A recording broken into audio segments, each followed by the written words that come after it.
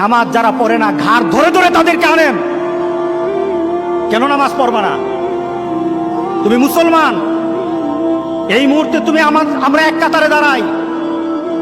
এটা যদি আপনার সন্তান হয়, ধরেন নামাজ পড়তে আসো। রাগ করতেছেন? কঠিন করে কথা বলেছি?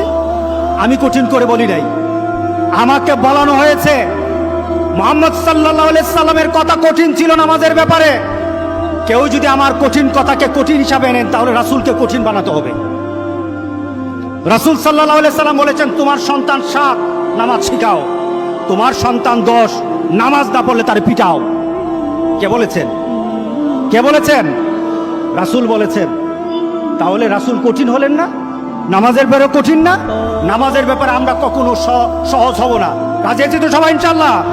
নামাজের ব্যাপারে আমাদের কোনো সহজতা নাই, কোনো কম্প্রোমাইজ নাই, কারোর সাথে আমার সম্পর্ক নাই। নামাজ আছে তো সম্পর্ক আছে, নামাজ নাই আল্লাহর সাথে তার সম্পর্ক নাই, আমার সাথে তার কোনো সম্পর্ক নাই।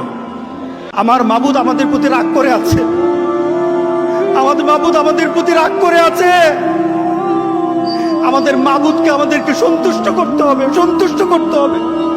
আমরা আমাদের মাবুদকে রাজি করতে হবে। আমরা তওবার মাধ্যমে আল্লাহকে রাজি করতে আর চেষ্টা হব। গোটা পৃথিবীর মুসলমান আর সময় নাই।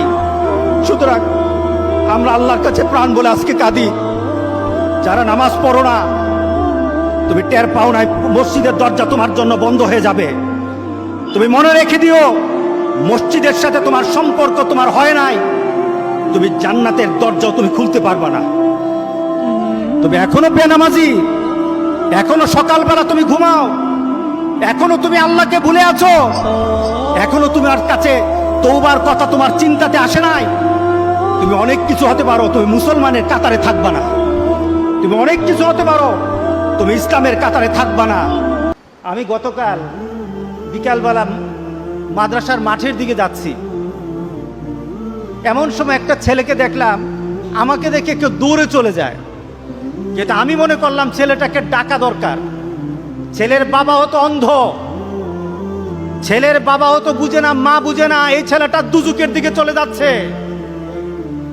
ছেলের বাবা হয়তো বুঝে না যে আমার ছেলেটাকে আমি ধ্বংস করে দিচ্ছি। আমি ছেলেটাকে দৌড়িয়ে আনলাম, সে ভাগতেছিল। আমি বললাম, এদিকে আয়, ভাগিস না। ছেলেটাকে কাছে এনে বললাম, তুই যে চুলটাকে লাল করেছিস, চুলটা লাল, তোর আব্বাকে বলিস আমার সাথে দেখা করতে। অনেকে চিন্তা করবে, আমার ছেলে যেভাবে চলে আপনার কি? আমার কিছু না, আমার তো কিছু না। আপনার ছেলে যদি হারামি করে, আমার কিছু না। আপনার ছেলে যদি বেনামাজি হয়, আমার কিছু না। রাস্তায় যখন হাঁটতে বের হই, দেখা যায় ছেলেরা 20-25 জন দাঁড়িয়ে গল্পগুজব করে, 20-25 জন, কিন্তু এই ছেলেগুলি কোনো সময় মসজিদে পাই না আমরা। রব্বুল আলামিন আজকে যারা আমার বাপ, আমার মা, আমার পরিবারের কোনো সদস্য, আমার পরিবারের কোনো ব্যক্তি, যারা নিজেরা নামাজ হয়তো পড়তো, কিন্তু আমার